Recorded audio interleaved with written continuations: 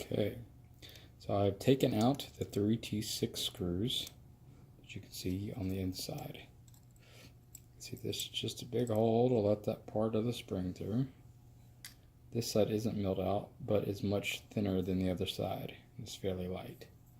This is the side that actually has the flathead screwdriver slash pry bar. And then there's your blade. You can see you have this one little tiny hole that has a nodule on it. I don't know if I can get that inky frame or not. See that one little nodule that fits in that hole right there. Just like that. So now you can see how this works. The other frame holds this, and you can see it pushed it right up. The frame pushes this down, holds that up, and then you press this button down, and it makes that tab, sorry about the lighting, makes that tab right into that hole and move out of the way of the blade. Otherwise it's sitting there and the blade can't move. It hits on that.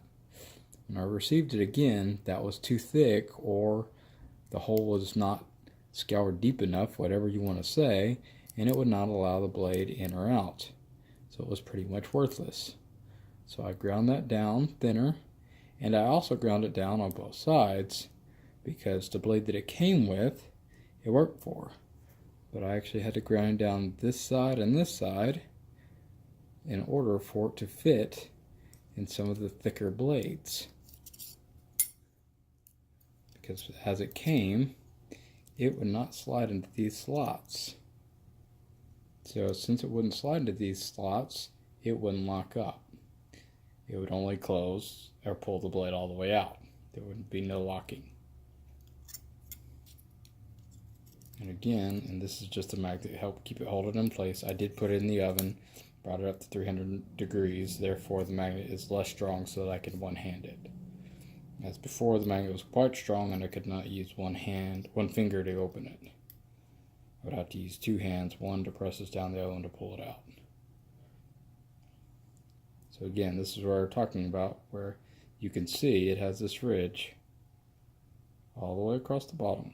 If it would focus, this ridge all the way across the bottom for it to ride on. And then it has a ridge across the top to about here. You continue this ridge on, shrink the width of this spring so that you can continue that ridge all the way down to the end. That would cause the spring not to have so much play up and down. I like that, which is kind of annoying.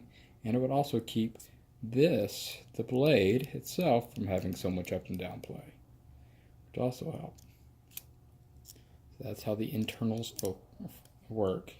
That's how it locks in place. It actually does a very good job if you get one that's working, or you go through and fix it as I had to do.